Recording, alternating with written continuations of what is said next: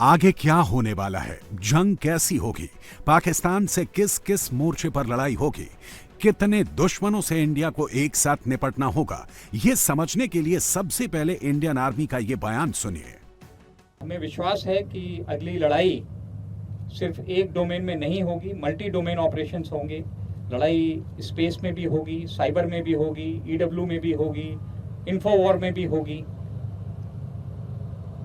पर जीत जो है वो जमीन पर ही हासिल होगी।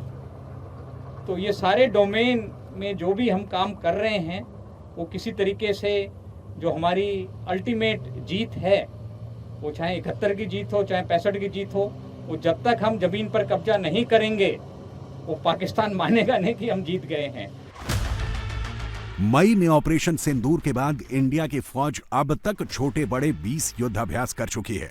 लेटेस्ट वॉर एक्सरसाइज हरिद्वार में चल रही है। मल्टी डोमेन वॉर एक्सरसाइज का मतलब है इस बार लड़ाई आर पार की होगी, इस बार लड़ाई नतीजे तक पहुंचानी ही होगी।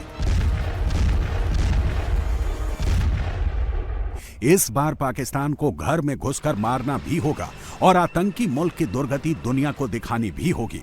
इसके पीछे वजह खुद पाकिस्तान है। कैसे, देख लीजिए। ऑपरेशन सिंदूर के बाद भी मुनीर के पाले आतंकी हिंदुस्तान पर हमले की साजिश रच रहे हैं। हमले के लिए वाया बांग्लादेश स्क्रिप्ट लिखी जा रही है। ये बात अब छिपी नहीं है।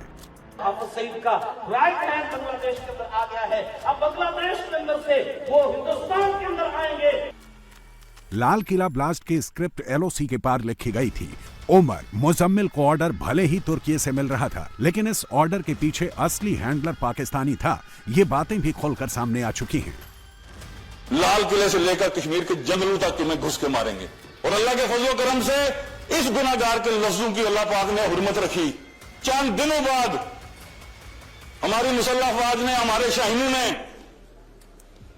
अंदर घुस के मारा। पाकिस्तान इंडिया के दुश्मनों को पाल रहा है। मुनीर इन आतंकियों को पोषण दे रहा है, इसलिए आतंक की फैक्ट्री पर इंडिया कभी भी स्ट्राइक कर सकता है और पाकिस्तान में इस वक्त यही खौफ सबसे ज्यादा चल रहा है। ऑपरेशन सिंदूर 2.0 को लेकर पाकिस्तान में जबरदस्त पैनिक है। पाकिस्तान की सेना को हथियार खरीदने के लिए शहबाज सरकार 50 अरब का सप्लीमेंट्री बजट दे चुकी है। इसके अलावा पाकिस्तान जंग की तैयारी बड़े पैमाने पर कर रहा है।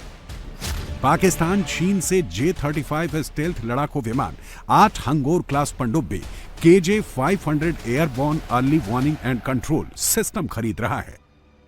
पाकिस्तान में इस वक्त इंटरकॉन्टिनेंटल बैलिस्टिक मिसाइल के टेस्ट की चर्चाएं भी जोर शोर से चल रही हैं। मुनीर की यह तैयारी इंडिया के हिसाब से है, लेकिन उसकी नींद तो अफगानिस्तान ने ही उड़ाई है।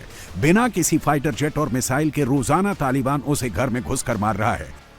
भारत की बार बार पब्लिक को भारत से डराने का क्या मतलब है? भारत को से डराने के बजाय मेरे ख्याल है पाकिस्तानी गवर्नमेंट को चाहिए कि वो पब्लिक को अफगानिस्तान से डराए, इसलिए कि अफगानिस्तान की तरफ से ये कहा जा रहा है कि जी आप बहुत जल्द अफगानिस्तान जो है वो पाकिस्तान के साथ ना सिर्फ ये कि हर तरह का ट्रेड बंद कर चुका है, मगर उसी के साथ साथ अफगानिस्तान की तरफ से ये भी कहा जा रहा है या इस तरह की खबरें भी आ रही हैं कि कहीं ना कहीं जो है सुसाइड बॉम्बर्स तैयार किए जा रहे पाकिस्तान के लिए। जी हाँ, जो यहाँ पर आके फटफुट भी सकते हैं। हमारा तो ख्याल था कि भाई हमारा दुश्मन तो भारत है और हमें तो यही बताया गया था कि अफगानिस्तान वाले तो हमारे दोस्त हैं और हमने तो उनकी हुकूमत बनाई है। लेकिन कैसी हुकूमत बनाई है कि वो सुबह शाम हमारे कान के नीचे दो लगा के जा रहे हैं और हम कुछ भी कर नहीं पा रहे। मुनीर सिर्फ पाकिस्तान की धरती पर जहर की खेती कर रहा है। बांग्लादेश के रास्ते भी वो भारत को ट्रू फ्रंट वॉर में फंसाने की कोशिश कर रहा है और ये चीज साफ साफ पिछले कई महीनों से दिख रही है।